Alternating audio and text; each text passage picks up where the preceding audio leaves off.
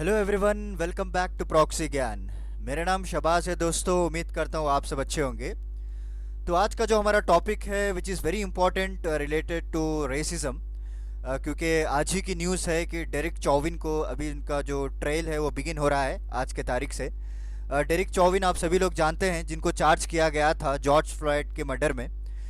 Last year मई में जो जिस तरह एक आंधी छा गई थी यूएसए में और कई सारे यूरोपियन कंट्रीज़ में, so related to Black Lives Matter, right, और रेसिज्म को लेकर जिस तरह से उनको जॉर्ज फ्लॉयड को मर्डर किया गया था। ऑब्वियसली मर्डर के चार्जेस इनके ऊपर लगे गए हैं। तो सारा कुछ आज हम डिस्कस करने वाले हैं। फिर से दोबारा से इस टॉपिक की चर्चा शुरू हो चुकी है। तो वन बाय वन मैं आपको बताऊंगा कि रेसिज्म क्या होता है और एक्सपर्ट एनालिसिस क्या कह रहे हैं। उन्होंने कई सारे स्टडीज़ किए यूएसए में when compare to the European countries कि वहाँ पे किस तरह से रेसिज्म प्रिवेल्स करता है। और आपको जानकर बहुत हैरानी हो जाएगी कि even though such in developed country, such A super power country होने के बावजूद भी वहाँ पे इस तरह से केसेस देखने को मिलते हैं। तो चलिए आज का लेक्चर हम शुरू करते हैं, इन डिटेल एनालिसिस करते हैं। तो शुरू करने से पहले मैं आपको एक छोटा सा वीडियो दिखाना चाहता हूँ दोस्तों, उसके बाद हम हमारे लेक्चर को शुरू कर देंगे। हाय, दिस इज वेरोनिका। अब आप मेरे साथ one on one zoom session book कर सकते हैं कॉम्पिटिटिव एग्जाम काउंसलिंग के लिए। जिस तरह आपके बहुत सवाल रहते हैं कि कॉम्पिटिटिव एग्जाम्स के लिए क्या ऑप्शनल लिया जाए, आंसर राइटिंग कैसे किया जाए, उसके लिए मैं आपको काउंसलिंग दूंगी आपके पर्सनल स्ट्रेंथ्स और वीकनेस पे based. So see you there only on proxygyan.com। Thank you. तो जैसा कि आपने अभी देखा कि हमारे जो एक्सपर्ट एजुकेटर है वेरोनिका जी, उनके ज़रिए से आपको एग्जामिनेशनल काउंसलिंग दी जा रही है हमारे वेबसाइट में www.proxygyan.com। वहाँ पे जाइए, आपके जो जितने भी डाउट्स हैं related to preparation of any exam, of any competitive exam from SSC से लेकर यूपीएससी तक, चाहे वो मेंस आंसर राइटिंग क्यों ना हो, आपके जो पर्सनल स्ट्रेंथ और वीकनेसेस पर गाइडेंस दिया जाएगा। तो आज ही विजिट कीजिए हमारे वेबसाइट को और अपने टाइम और रिक्वायरमेंट के हिसाब से आप अपने सेशन को बुक कर सकते हैं। तो चलिए आज का लेक्चर हम शुरू करते हैं। तो आज का जो रिसेंटली करंट अफेयर ये आया है कि अभी जो फॉर्मर पुलिस ऑफिसर हैं डेरिक चौविन, उनके खिलाफ आज ट्रायल शुरू होने वाला है जो मिनेस्टा कोर्ट में। ओके, सो इनको चार्ज किया गया था जॉर्ज फ्लॉयड के मर्डर के केस में। जैसे कि आप सभी लोग जानते हैं, एक फेमस केस रहा है, लास्ट ईयर मई में ही हुआ था। कई सारे वीडियोस इस पे बनकर आए हैं। आज हम उनकी चर्चा नहीं करेंगे, मैं आपको बेसिक चीज़ बताऊंगा और जो एक्सपर्ट एनालिसिस है, जो रिपोर्ट निकाली गई है, उनके बारे में आज हम चर्चा करने वाले हैं। बिकॉज किस तरह से किया गया था वो कई सारे वीडियोस आपको मिल जाएंगे। ओके, सो चौविन को जो है 3rd डिग्री और 2nd डिग्री मर्डर पे चार्ज किया गया था and even he has also charge with a man slaughter.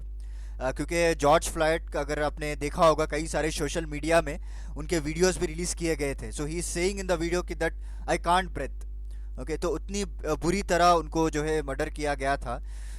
सो इसीलिए वहाँ पे उसके रीज़न कई सारे प्रोटेस्ट भी चालू हो चुके थे, राइट। और आपने देखा होगा कि किस तरह से यूके में, apart from the USA, so not only in the USA and आसपास की जितने भी सिटीज़ हैं, उसके अलावा भी डिफरेंट कॉन्टिनेंट, यूके में, बेल्जियम में, पीपल जो है अपना प्रोटेस्ट करना चालू कर दिया था इन ए वायलेंट मैनर। उनको कंट्रोल करना भी जो है बहुत ही मुश्किल हो चुका था, राइट। तो कई सारे जो कॉलोनियल पॉलिसीज़ हैं वहाँ पे, जो कि जो लोग लंदन में फेस करते आ रहे थे, उनके अंदर एक अजीब सी आग थी, बट एक जस्ट मौके का तलाश कर रहे थे वो लोग।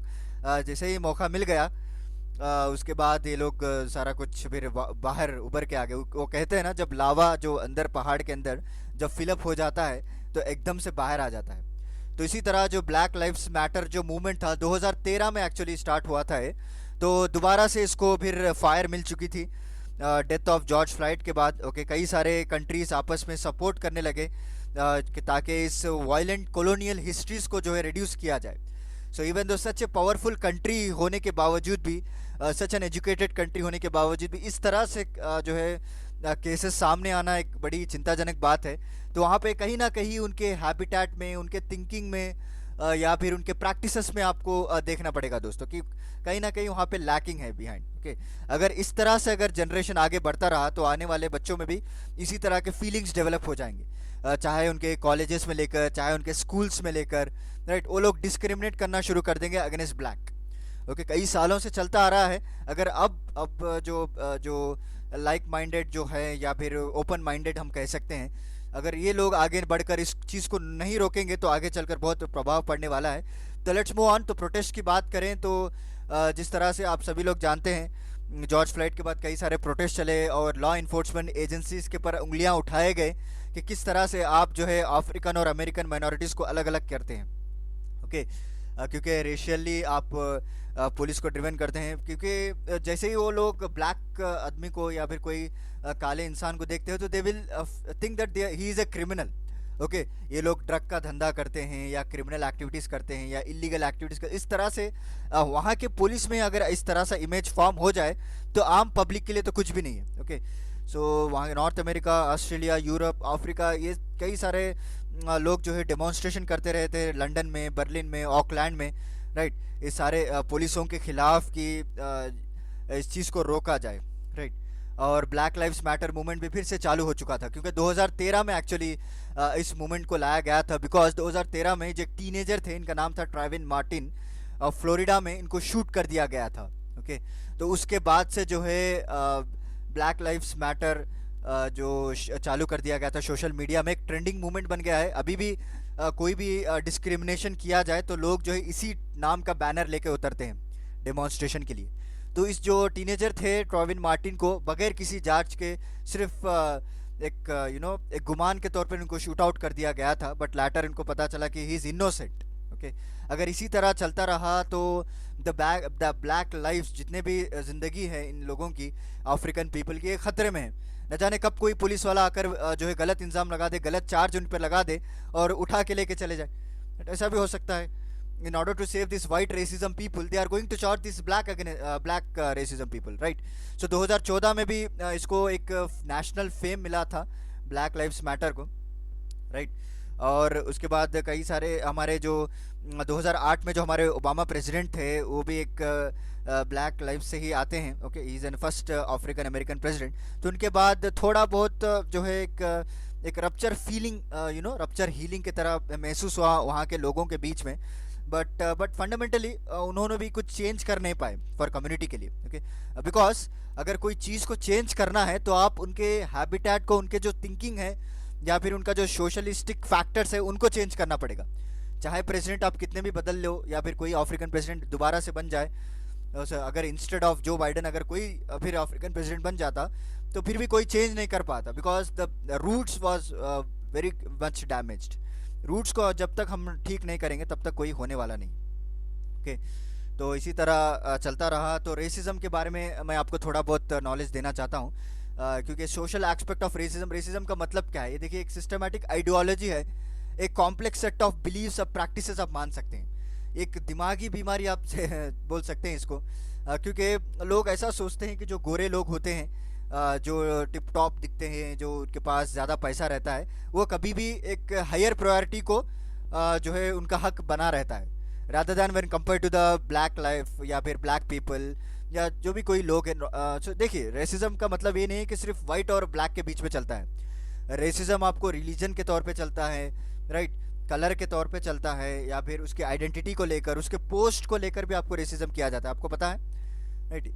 यहाँ पे भी इंडिया में कई सारे जेंडर डिस्क्रिमिनेशन किए जाते हैं लोगों के बीच में, regarding to their caste, regarding to the religion, regarding to the identity, regarding to the particular area he belongs to, right. अगर कोई लड़का स्मॉल विलेज से वो उभर कर अपने टैलेंट से किसी बड़ी कंपनी में जॉब करता है या फिर किसी बड़ी पोजीशन में, तो उसके साथ भी रेसिज्म किया जाता है, उसके साथ भी डिस्क्रिमिनेशन किया जाता है लोगों के साथ, दैट उसको अलग ही बिहेव करते हैं लोग वहाँ के, क्योंकि ज़्यादातर लोग आपको सिटीज़ के आते हैं, लाइक माइंडेड रहते हैं। लैंग्वेज बेसिस पे भी आपको रेसिज्म किया जाता है, कई सारे टाइप्स है दोस्तों, but it's nothing but it's a systematic ideology, it's a complex set of beliefs and practices जो आजकल की जो सोसाइटी कर रही है लोगों के साथ।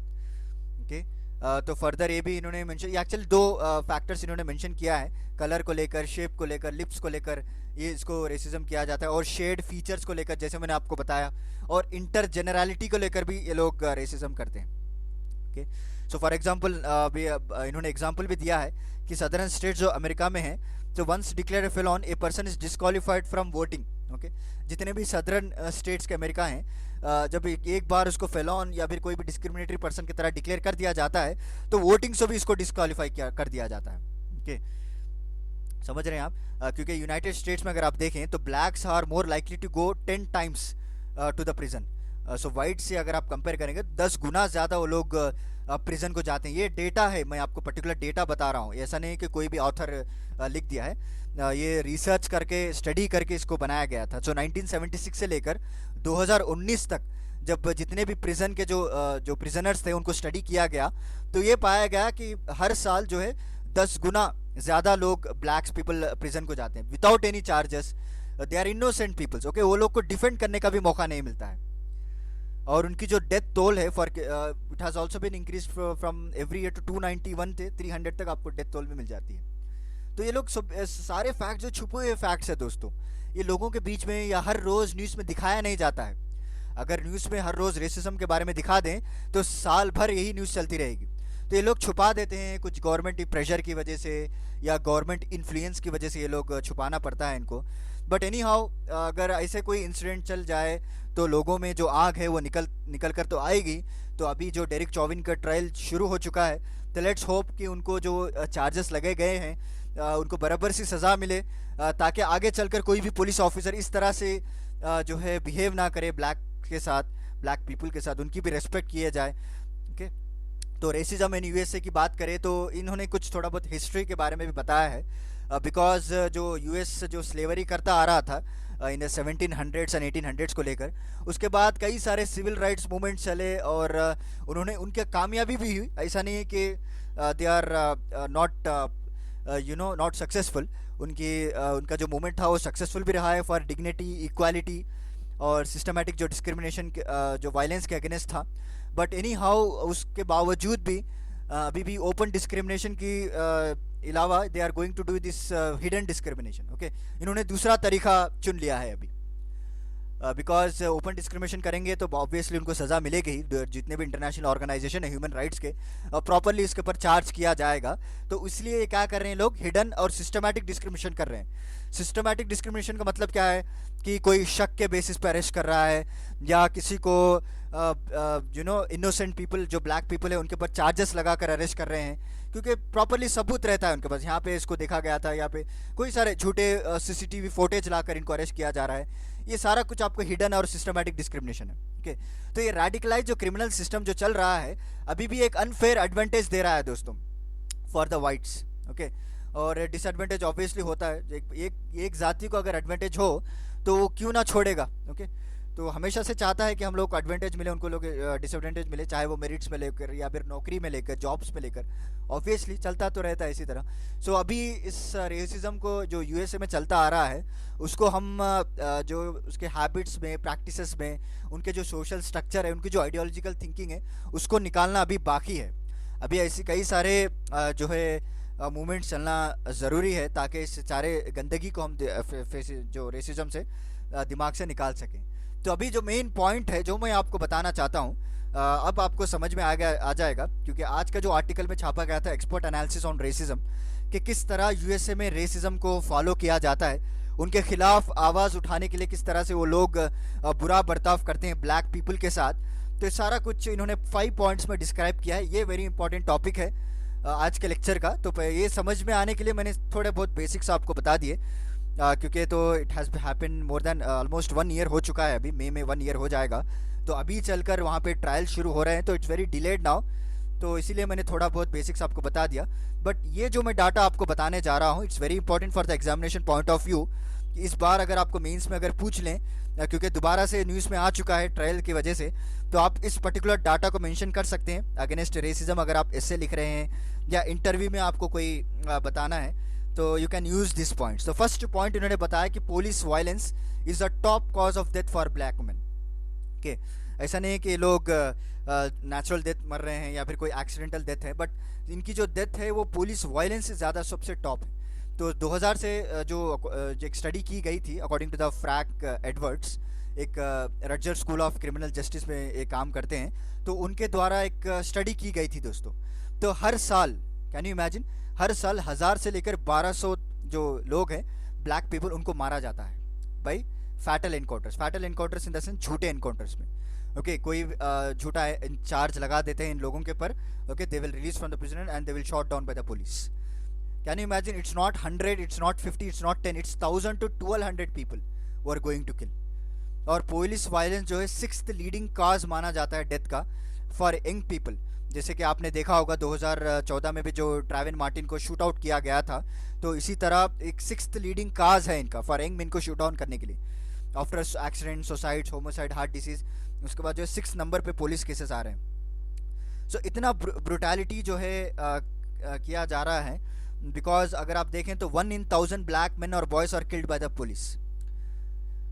ओके, उनके लाइफ टाइम में, उनके करियर में एक ना एक को तो शूट करते ही हैं वो, in if you compare about the 1000 police. तो उनका जो शूट आउट रेट है वो 52% है दोस्तों, can you imagine? Okay, so 52% is very much in encounters shooting this black people. This is also very much important data, kindly note it down. और चौविन का अगर बात करें तो इन्होंने चौविन के बारे में मेंशन किया है, जो डेरिक चौविन, अभी इनके ऊपर ट्रायल चल रहा है, तो इनका करियर भी थोड़ा क्या खास नहीं रहा है। ये भी कई सारे डोमेस्टिक असॉल्ट में इससे पहले भी साबित हो चुके थे, बट उनके खिलाफ कोई जो कार्रवाई थी वो नहीं की गई थी, and he was completely free, walked out from the court. क्योंकि 2006 में इन्होंने एक जो है एक इंसिडेंट चला था। सो चौविन भी इसमें अमॉन्ग 6 ऑफिसर्स थे, जो कि 43 राउंड्स शूट आउट किया गया था। जब कई सारे लोग प्रोटेस्ट कर रहे थे तो उनके पर 43 राउंड शूट आउट किए गए थे इन द ट्रक। तभी भी कई सारे चार्जेस लगे गए थे इन 6 पुलिस ऑफिसर्स को, but they completely walked out free. तो इनका रिकॉर्ड जो है ट्रैक रिकॉर्ड ऑफ अब्यूज़ रहा है इससे पहले भी, और बैड पुलिस इंटरैक्शन की वजह से भी कई सारे ब्लैक फैमिलीज़ को हर्ट हो रहा है, because they behave very rudely with the families. Okay, तो अकॉर्डिंग टू द स्टडी की अगर बात करें तो 5000 families from the US city found a negative police interaction. अगर कोई कंप्लेंट करने जाए कोई चोरी के लिए या फिर किसी चीज़ के लिए कंप्लेंट करने जाए, तो उनके खिलाफ जो है बड़ा ही डिस्क्रिमिनेट बर्ताव कर रहे हैं लोग। ओके, या ब्लैक पीपल हैं, दो लोगों के बीच में कोई डिवोर्स हो जाता है, तो अगर कोई बाप अपने बेटे से मिलना चाहता है तो वो मिलाने से रोक देते हैं, राइट। और उनके पास इन्होंने मेंशन भी किया है कि 2020 में जो गैलप सर्वे हुआ था, 1 in 4 ब्लैक मैन, ओके, हर 4 में से एक बंदा जो 18 से 34 साल का है, so he has been treated unfairly by the police. उसके खिलाफ ही चार्जेस लगा देते हैं जब वो कोई कंप्लेंट करने जाता है। तो 2020 का है, वेरी रीसेंट डेटा है, आप इसको नोट डाउन कर सकते हैं अगर आप नोट्स बना रहे हैं तो। ओके, ये आपको डायरेक्टली एग्जामिनेशन में एक पॉजिटिव पॉइंट देगा। तो कई सारे ऐसे इंटरैक्शंस हैं जो ब्लैक फैमिलीज़ को हर्ट कर रहे हैं। So they are completely doing discrimination against these families when compared to the white families. उन्हीं अगर कोई कंप्लेंट करने जाते हैं तो उनके खिलाफ ही चार्जेस लगा दे रहे हैं। तो नेक्स्ट पॉइंट इन्होंने मेंशन किया, this is very important point दोस्तों, मुझे बहुत अच्छा लगा।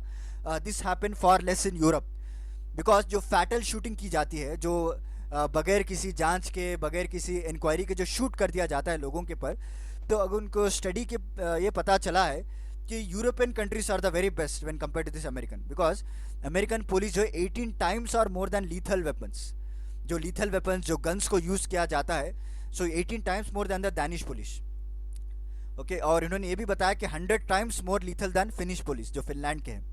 तो इतना डिफरेंस आपको देखने को मिल रहा है, because US is not any developing country और like any not स्मॉट country like Sri Lanka, Maldives, इस छोटी कंट्री नहीं है ना।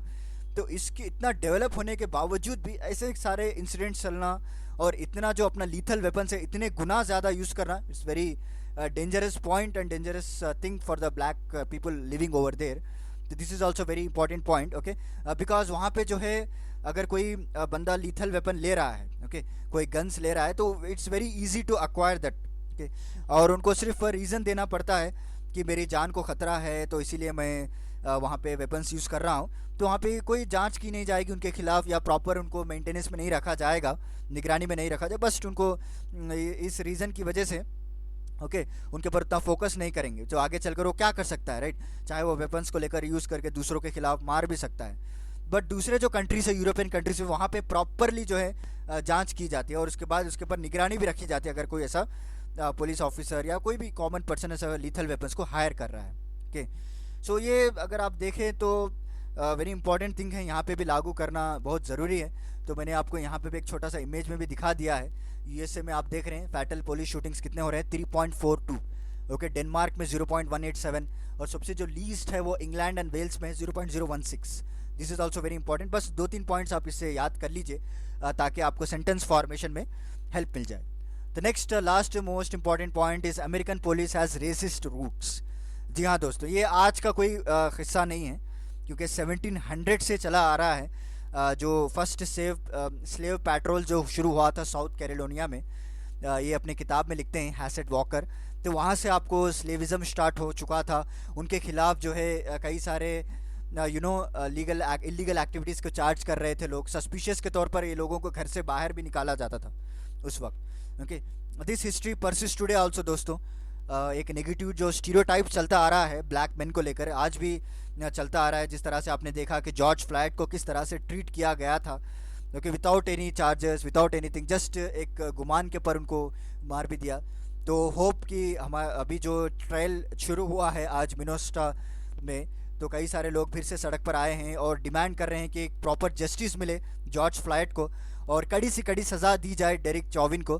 तो उम्मीद करते हैं कोर्ट एक वेल बीइंग डिसीजन ले, ताकि आगे चलकर वाइट्स और ब्लैक पीपल के बीच में कोई डिस्क्रिमिनेशन ना हो। तो चलिए फिर मिलता हूँ मैं आपको अगले लेक्चर के साथ, कुछ इंटरेस्टिंग टॉपिक के साथ। तब तक के लिए धन्यवाद दोस्तों।